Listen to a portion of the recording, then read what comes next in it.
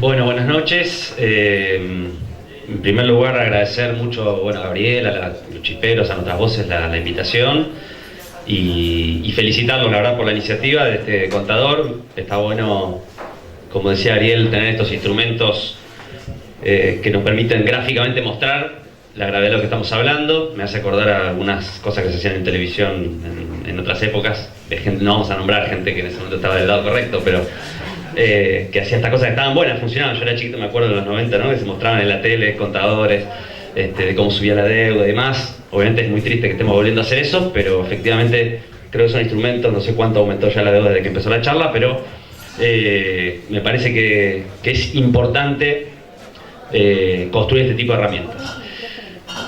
¿Qué voy a, pensar hoy qué tipo de reflexiones traer acá? Anticipándome un poco a que me imaginaba que Ariel iba a enfatizar, explicar el proceso de endeudamiento actual, y seguramente se va a hablar mucho de eso. Pensaba a lo mejor aportar un enfoque diferente para complementar, que es pensar la deuda externa más allá de las implicaciones económicas y financieras en sí mismas, como un problema más integral, es decir, como un problema político y como un problema histórico, ¿no? En la Argentina.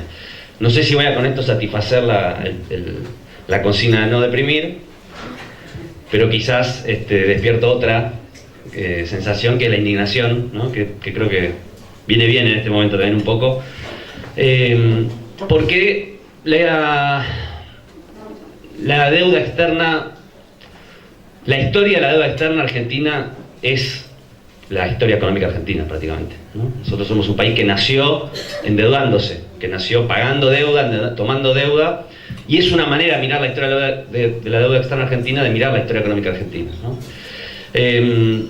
Y me parece importante tomar conciencia de esto porque no es un problema nuevo, pero sobre todas las cosas porque hay un relato, hay un discurso que está presente desde que nos independizamos de España, que es la idea según la cual la clave para el desarrollo, para el progreso de nuestro país es la asociación con el sistema financiero internacional, ¿no? Aunque se llamara de otra manera en otras épocas. Y que esa es la clave para los países periféricos del tercer mundo, ¿no? La asociación con el mundo, que no es un discurso ni que inventó Macri, ni que tampoco inventó Caballo en la década de los 90, sino que es un discurso que recorre la historia argentina de su origen, y esta idea de que la llave maestra del progreso y del desarrollo es la asociación con el sistema financiero internacional, ¿no? Lo que no dice ese relato es que del otro lado no hay unos simples prestamistas que están dispuestos a brindarnos capital para cobrarnos una tasa de interés y hacer un negocio financiero, sino lo que hay es un sistema mucho más complejo y perverso, que entre otras cosas funciona como un mecanismo para transferir recursos de los países pobres, subdesarrollados, hacia los países ricos y desarrollados, ¿no? Y que ese mecanismo es un mecanismo que hace que la deuda externa no sea solamente un problema de tasa de interés y de acceso al financiamiento, sino que sea un problema en donde juega un papel fundamental y es un pilar para reproducir la desigualdad geográfica que recorre el mundo en el que vivimos y que se ha profundizado en muchos sentidos, y sobre todo se ha profundizado muchísimo en los últimos 40 años, ¿no? Entonces la deuda externa es algo que va más allá de qué tasa de interés nos cobran, o si pedimos o si no pedimos, o para qué la usamos, aunque todo eso es muy importante. Y es un problema histórico porque este papel que jugó la deuda externa en la historia argentina recorre todos los debates políticos de la historia argentina y también los actuales, ¿no? Desde el famoso empréstito con la Casa Baring, ¿no? Allá en el gobierno de Rivadavia en adelante, siempre fue una disputa por qué tipo de desarrollo, qué tipo de proyecto de país se constituían nuestras naciones, ¿no? Y que, bueno, desde aquel famoso empréstito que después se demostró que terminó siendo una estafa, ¿no? O sea, ese famoso millón de libras que nunca llegaron a la Argentina, que el propio Estado, ustedes saben, ¿no? Como 50 años, 60 años después descubrió que en realidad ese millón de libras ni una había ingresado jamás a las arcas del Estado Nacional, ¿no? Porque las clases dominantes en aquella época, además de pagar un interés absolutamente usurero, ¿no? Los fondos buitres tampoco son un invento tan contemporáneo, no tuvieron mejor idea, porque era muy caro traer los embarques y demás, que dejar buena parte de la deuda externa que habían contraído en los propios bancos ingleses, ¿no? A una tasa de interés obviamente menor por la cual lo habían obtenido, y por lo tanto ni una sola divisa de todas esas que contrató el primer Estado argentino supuestamente para construir un puerto, supuestamente para hacer obras de infraestructura, llegaron al país, ¿no? Entonces la deuda externa comenzó como una gran estafa en la historia argentina y siguió siendo eso durante todo el siglo XIX, después con los gobiernos de Mitre, Roca, y también en el siglo XX, quizás el famoso pacto Roca-Runciman, ¿no? 1933, que no me acuerdo si Scalabrini, Ortiz o Jaureche, uno de los dos, que lo había denominado, ¿no? El estatuto legal del coloniaje, ¿no? Que era ese pacto que la Argentina había firmado para colocar las carnes en el mercado de Inglaterra, y a cambio en realidad entregaba un montón de cláusulas, ¿no? Todos los frigoríficos tenían que ser ingleses, tenían que abrir las importaciones a los productos ingleses, bueno, lo que ya ustedes saben. Pero una de esas cláusulas, no casualmente, decía que la Argentina se comprometía a que todas las divisas que obtenía por las exportaciones a Inglaterra tenían que tener como uso prioritario el pago de la deuda externa, ¿no? Es decir, que el problema de qué significa la deuda externa en la historia argentina recorre los 200 años de historia, pero obviamente la que más relevante es la que ustedes conocen también, que es la que empieza el 24 de marzo del 76, ¿no? Esa deuda externa que rondaba los 7.500 millones de dólares y que terminó 7 años después en alrededor de 45.000 millones, ¿no? Que se multiplicó prácticamente por 7, de la cual, como ustedes saben, aproximadamente la mitad en realidad era deuda de empresas privadas, de los principales grupos económicos locales y transnacionales de la Argentina, que fue estatizada por un funcionario que fue presidente del Banco Central en aquel momento y que se llamaba Domingo Cavallo, que también ustedes conocen. Y deuda que respondía, digamos, o que pertenecía a los principales grupos, ¿no? Al Citibank, al BRID, a Pérez Compán, los grandes grupos económicos, entre los cuales también estaba, no casualmente, el grupo SOCMA y Sebel, ¿no? Y esa historia moderna de la deuda externa, que comienza en el 76, implica directamente, y no casualmente, no solo a Mauricio Macri y su entorno, sino también a muchos de los funcionarios que forman parte de este gobierno. Cuando Alfonsín en el año 83 asumió, prometió llevar adelante una investigación, porque ustedes saben que esa estafa de estatización de la deuda privada y de falsos préstamos de empresas públicas y todas las cosas que sucedieron en la dictadura que conocen, motivó la famosa causa O, la investigación sobre el carácter ilegítimo y fraudulento de la deuda. Y cuando Alfonsín asumió, le dijo que había que investigar la deuda externa, el Banco Central creó una comisión de investigación sobre la deuda, donde empezó a detectar las irregularidades, empezó a detectar, por ejemplo, que no había cientos contables que demuestran que habían pasado esos dólares en algún momento por las arcas del Banco Central, hasta que en el año 86 el director de deuda externa del Banco Central decidió cancelar y eliminar esa investigación, ¿no? Ese director de deuda externa del Banco Central en el año 86 llamaba Carlos Melconian. Después la historia siguió, ustedes saben, crisis de la deuda a finales de los 80, en toda América Latina, gobierno de los 90, Domingo Cavallo como ministro de Economía, ingresa en un plan de refinanciamiento de todas las deudas externas que tenía el nombre de un secretario del Tesoro de Estados Unidos, un tal Nicholas Brady, y ahí empieza a operar más directamente los organismos financieros multilaterales, el Fondo Monetario sobre todo, que nos venía a salvar y a refinanciar, ¿no?, a los países de Latinoamérica nuestro problema con la deuda externa a cambio de algunas condiciones, ¿no?, menores. Pero no eran condiciones en relación al problema del pago de la deuda externa, no eran condiciones de discutir tasas de interés o condiciones de devolución del capital, sino que eran condiciones que eran básicamente privatizar todas las empresas públicas, aprobar leyes de flexibilización laboral, achicar el Estado y generar superávit fiscal, liberalizar el sistema financiero, seguro me estoy olvidando de cosas, básicamente todo el paquete de reformas neoliberales que venían asociados a la deuda externa.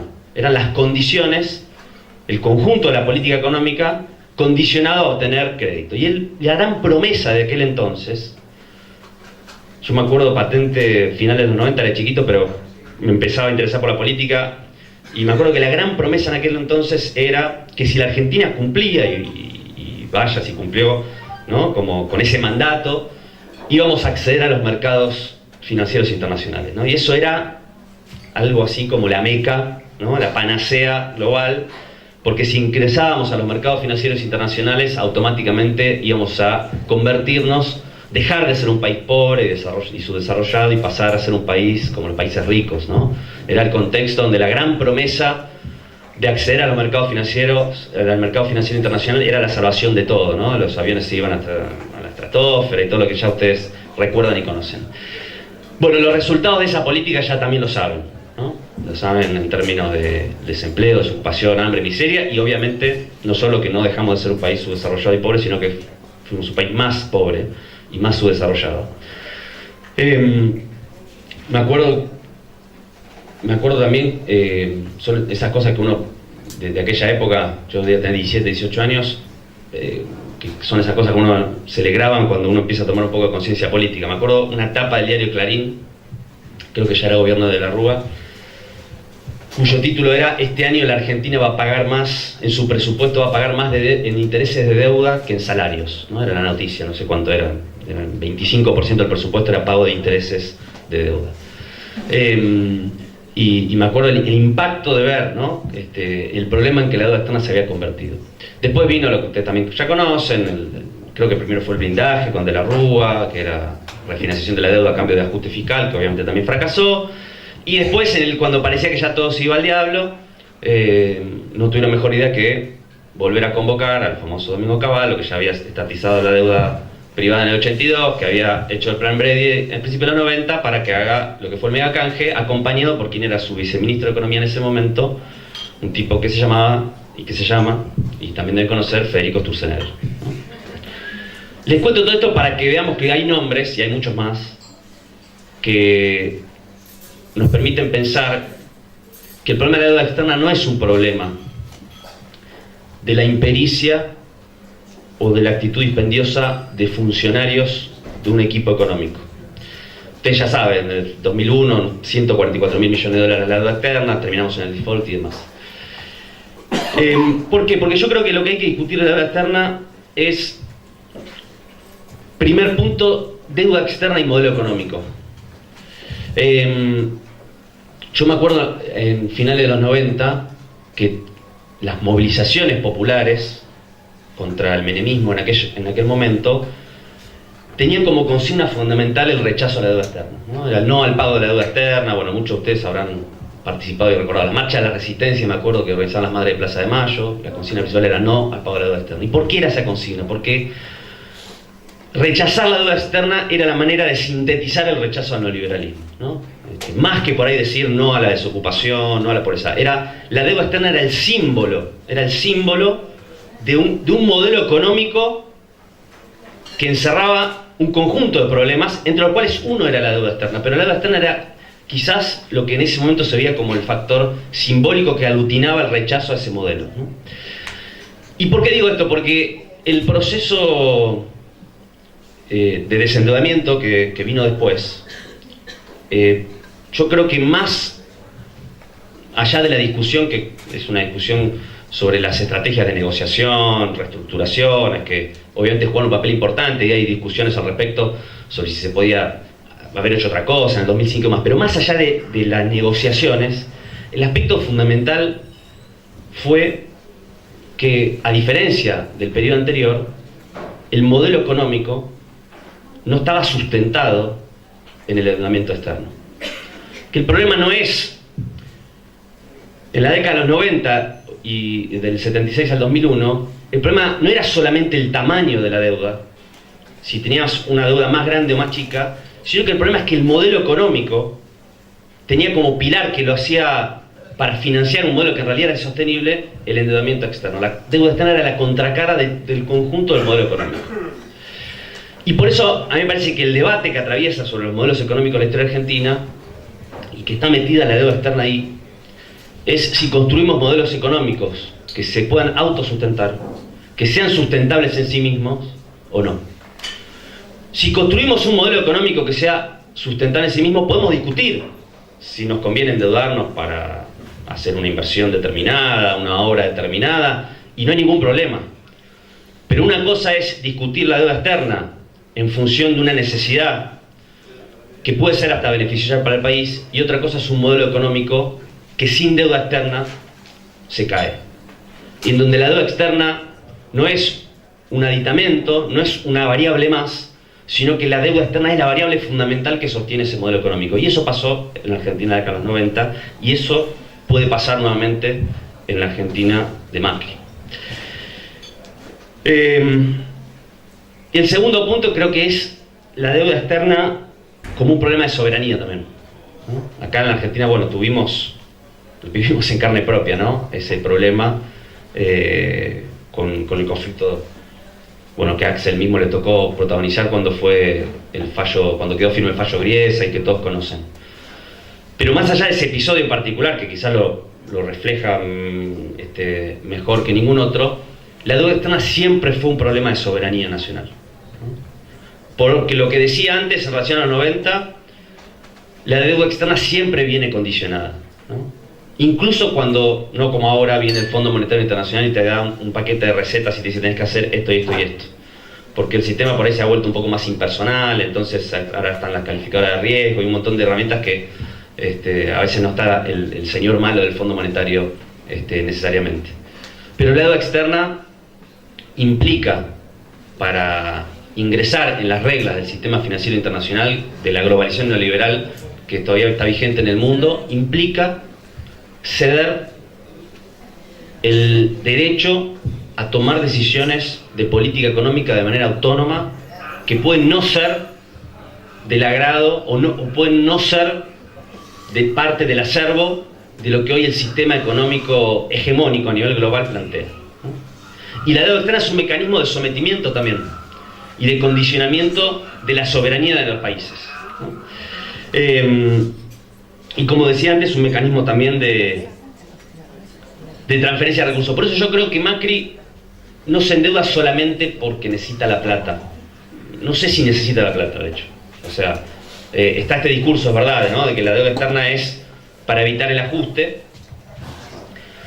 aunque en realidad, o para financiar el déficit fiscal, aunque en realidad hay que decir que la deuda externa empeora el déficit fiscal, no lo mejora, porque a la situación de déficit que tenías antes, ahora te cargar los intereses de la deuda que vas contrayendo, ¿no? Si ustedes miran en la Argentina, lo que más creció en estos 2 años el presupuesto es el pago de intereses de deuda, ¿no?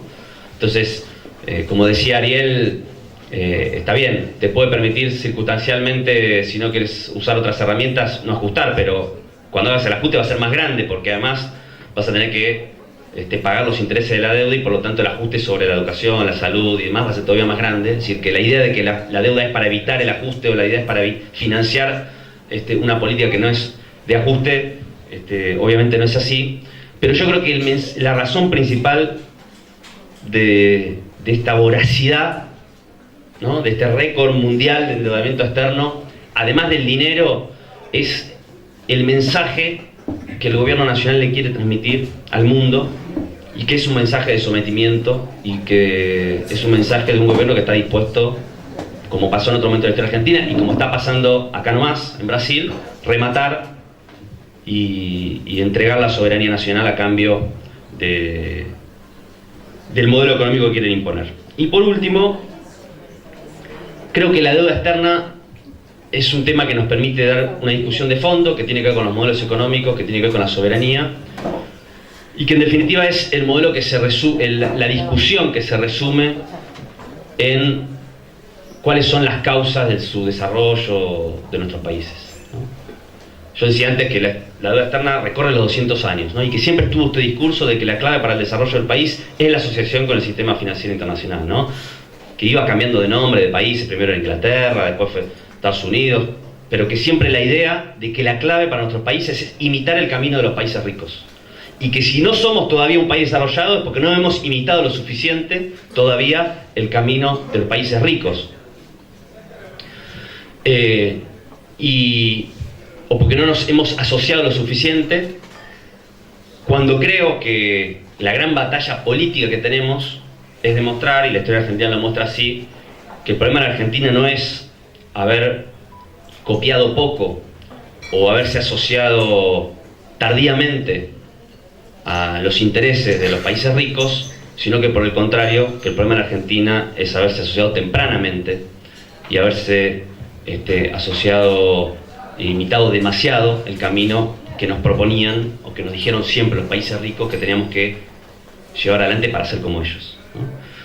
Y creo que ese es el gran debate entre quienes creen que la causa del subdesarrollo es la falta de financiamiento internacional, es la falta de determinados capitales que están desapareciendo, y quienes creemos que justamente el problema del subdesarrollo y de la pobreza en nuestros países es la presencia de determinados capitales, es la presencia y el acceso a determinado financiamiento, ¿no? Y en ese dilema histórico de si somos un país soberano, de que si logramos un desarrollo autónomo o si nos volvemos a someter a las mismas recetas que gobernaron la gran mayoría de los 200 años de la historia argentina, es en el que estamos metidos hoy también, porque si bien yo creo que yo soy de los que tiende a estar de acuerdo en que hay características, o mejor dicho, el otro día se hablaba en el foro de construcción de mayoría popular, donde estuvo Axel con Inigo en el cierre y con Rinesi.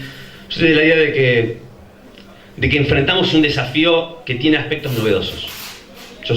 Tiendo a pensar que tiene aspectos novedosos, ¿no? En lo político, porque como decía Inigo el otro día, es una derecha que da cuenta de que en el medio hubo un proceso de otra naturaleza. Pero así como creo que hay aspectos novedosos que tienen que ver con la comunicación, que tienen que ver con el discurso de esta derecha, que tienen que ver con su propia naturaleza, ¿no? Como un partido político orgánico, que es una manera distinta de cómo gobernaron y llevaron las políticas neoliberales en otro momento, ya sea por golpe de Estado o colonizando partidos políticos de origen popular. A pesar de que creo que existen esos elementos novedosos y que hay que tomarlos en cuenta, al mismo tiempo no podemos dejar de ver que este programa de endeudamiento externo tiene un hilo de continuidad absoluta con los programas de sometimiento y de endeudamiento del país que comenzaron allá cuando nos independizamos de España, y sobre todo del programa de los sectores dominantes del modelo agropecuario oligárquico, de lo que hicieron el Pacto Roca-Runciman, de Martínez de Oz y la dictadura militar, de Cavallo y las políticas neoliberales de los 90. ¿Es una nueva derecha? En parte sí, pero al mismo tiempo es una derecha que está aplicando y que tiene un hilo de continuidad directo con el viejo proyecto liberal y antipopular que gobernó buena parte de la historia argentina, y que en ese sentido se vuelve a repetir, y que nosotros, así como en otros momentos tuvimos la capacidad de enfrentar y en muchos casos poner en crisis y cuestionar, creo que con quizás herramientas diferentes, porque los tiempos cambian, tenemos que ser plenamente conscientes de que estamos enfrentando exactamente en ese sentido al mismo adversario de siempre. Muchas gracias.